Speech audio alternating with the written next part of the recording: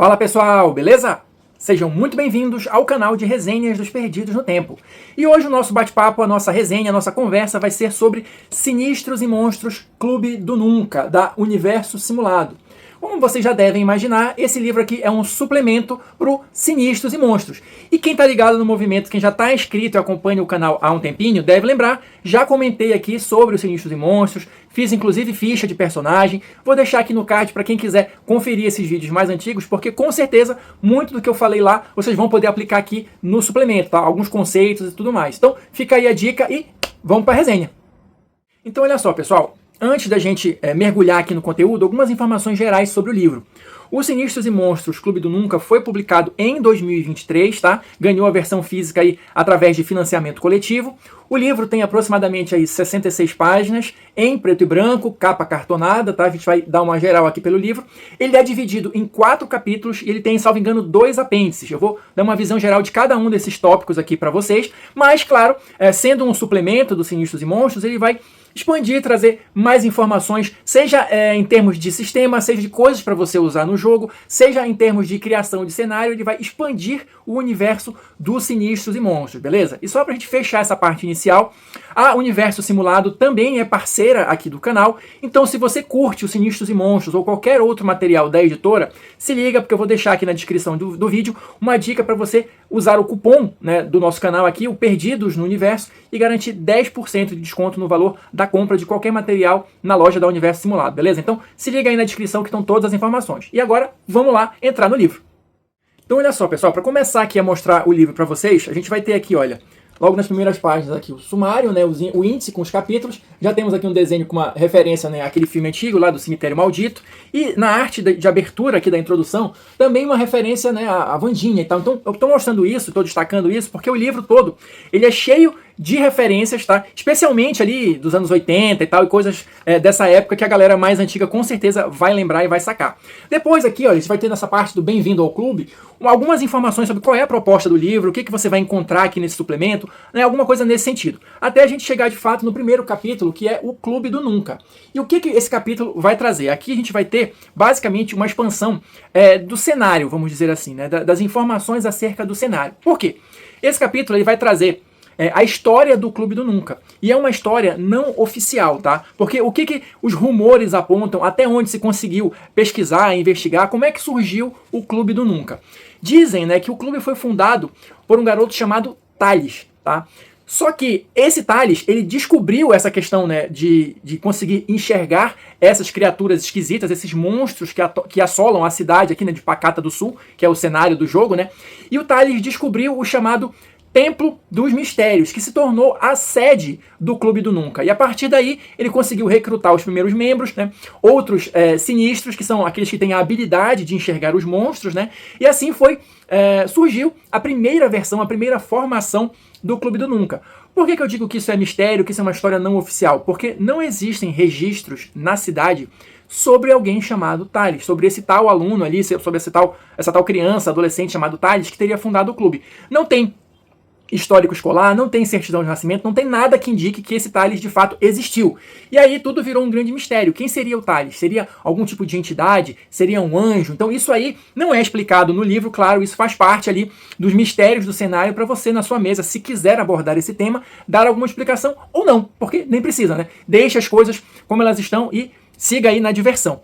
Além disso, além dessa questão da história em si, da formação do Clube do Nunca, a gente tem um vislumbre também da organização disso aí, ou da falta dela. Por quê? Porque segundo o livro coloca aqui pra gente, o Clube do Nunca ele é dividido em times. O que seriam esses times? Seriam grupos menores, tipo células mesmo, né, independentes.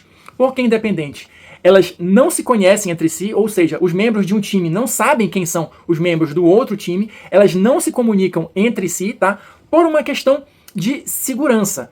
Ou seja, eles são unidos pela habilidade de enxergar os monstros e eles são unidos pelo Templo dos Mistérios.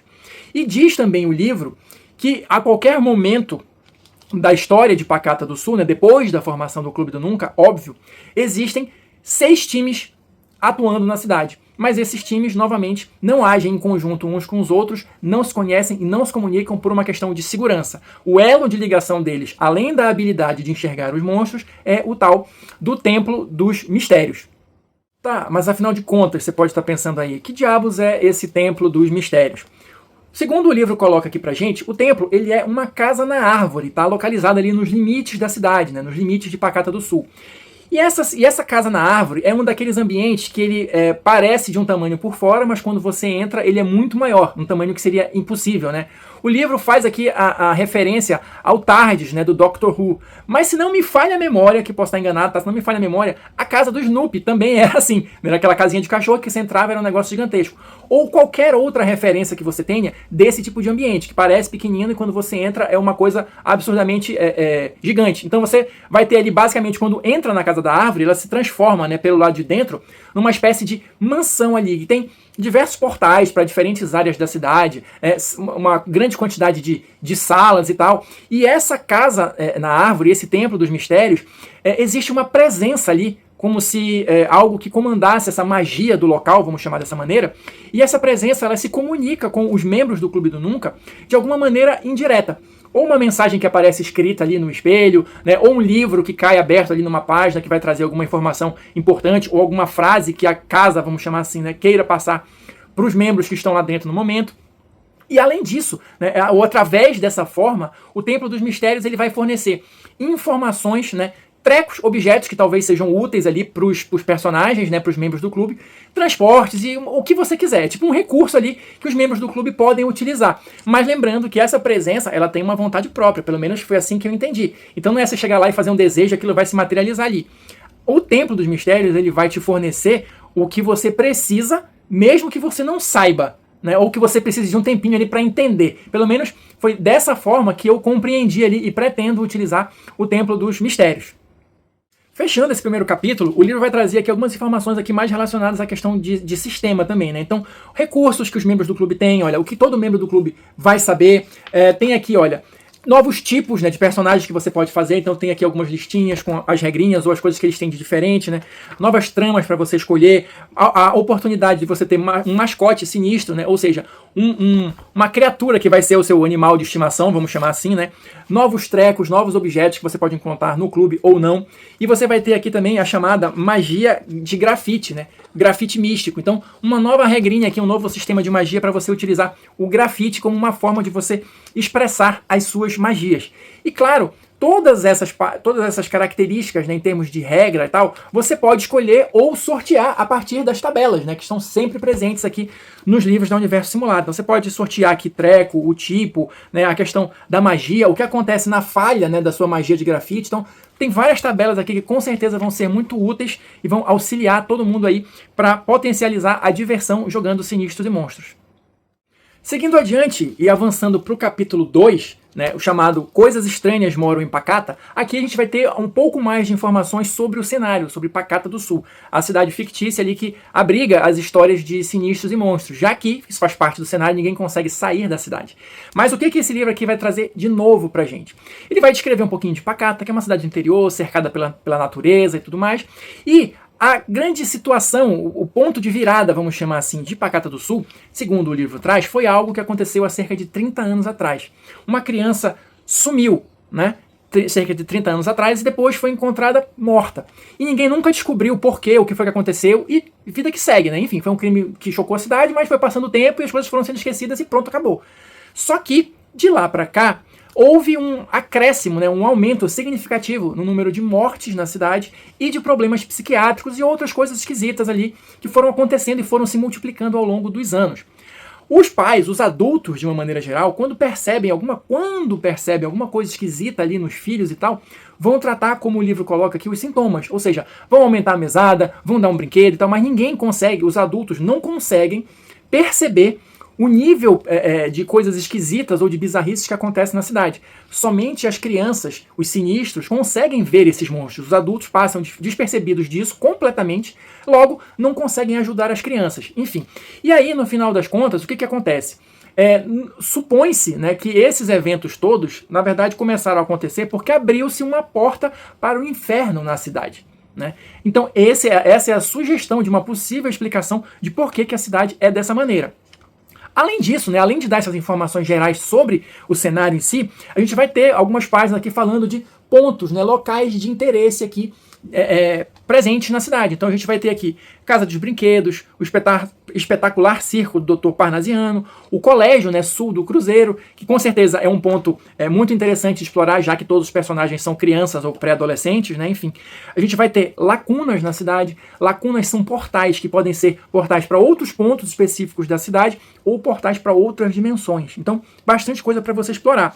Você vai ter, olha, a muralha, que é justamente o que impede as pessoas de saírem de Pacato, né? Então eles chamam isso de muralha. Então, vamos ter aqui informações sobre todos esses pontos, né? Tem também a outra dimensão aqui que ele chama de Umbra, né? A gente vai ter aqui, olha, a Torre de Marfim. Então, quando eu falei de referências, está aqui mais uma, né? Quem lembra aí da História Sem Fim, né? Então, nesse capítulo, basicamente, a gente vai ter essa descrição de um pouquinho mais da história de Pacato do Sul e também, né, desses pontos de interesse que com certeza são interessantes de explorar nas suas histórias, nas suas campanhas. Seguindo adiante aqui para o capítulo 3, Manobras Sinistras, aqui é um capítulo curtinho que ele vai trazer uma nova regra chamada regra de karma, que vai ser basicamente, olha, conforme o livro aqui diz, são pontos que definem a sua sorte, determinação ou heroísmo, te ajudando a forçar o destino em seu favor. Cada personagem vai começar o jogo com um ponto de karma. Então existem algumas manobras aqui, que são as tais manobras sinistras, que podem fazer você ou gastar um ponto de karma, e aí ela vai te dar alguma vantagem, ou você pode ganhar um ponto de karma, né? E aqui, o exemplo que o livro vai trazer aqui, a manobra que ele vai trazer aqui para você ganhar karma, né? Uma delas é justamente você ter o amadurecimento voluntário.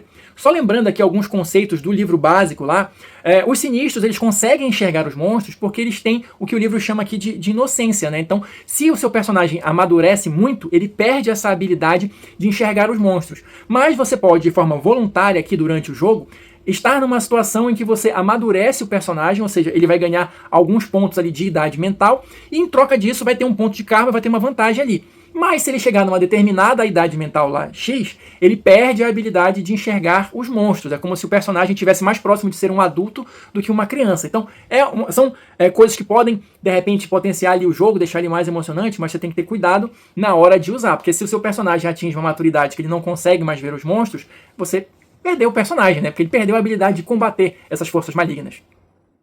Avançando aqui no capítulo 4, a gente vai ter o bestiário, vamos chamar assim, né? Os monstros de Pacato. E aqui esse capítulo vai trazer, de fato, vários antagonistas, vários obstáculos, vários monstros que você pode utilizar. Aqui também teremos várias referências, né, aos anos 80. Temos aqui a planta carnívora, né, da Pequena Loja de Horrores, se não me falha a memória. E aqui uma série de outros antagonistas, né? O boneco maligno, né? Vai ter algumas coisas genéricas e algumas coisas mais voltadas a essas referências, né? Temos aqui, olha, fantasma, tem o palhaço mais aqui na frente, né? Enfim, tem um lobotomizado, né, que é um adulto, enfim, tem diversos outros, olha aqui o palhaço, tem diversos outros antagonistas, diversos outros monstros para você sempre variar ali os desafios, né, que você vai colocar na mesa para os seus personagens, para os seus jogadores enfrentarem.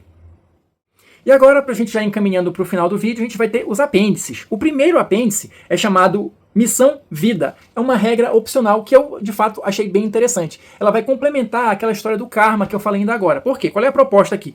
Em linhas gerais, tá? Aqui no livro está bem detalhadinho, bem explicado. Você pode utilizar o jogo de RPG ou Sinistros e Monstros aqui para complementar ou te auxiliar na sua vida real. Como assim? Você vai elaborar uma lista de tarefas, de coisas que você precisa resolver, né, e vai classificá-las como heróicas ou rotineiras. Aqui tem toda a explicação de como você vai fazer isso, mas qual é o resultado prático disso?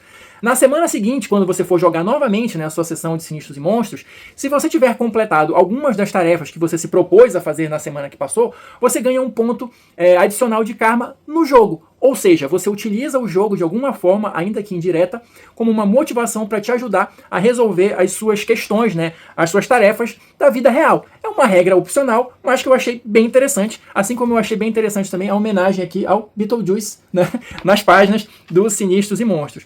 E o segundo e último apêndice vai ser, olha, criando monstros e mascotes. Ou seja, se os monstros fornecidos nos 2 livros já dos Sinistros e Monstros não forem suficientes para você, tem várias tabelas aqui com todas as informações, todas as características necessárias para você criar sempre monstros novos e o jogo nunca cair na mesmice para você. Então é isso, pessoal. Vou ficando por aqui. Espero que vocês tenham curtido, conhecer um pouquinho mais sobre Sinistros e Monstros Clube do Nunca. Quem assistiu o vídeo até agora, muito obrigado. Deixa aí o seu like, seu comentário, pra gente continuar batendo papo e trocando informações. E a gente se vê na próxima resenha.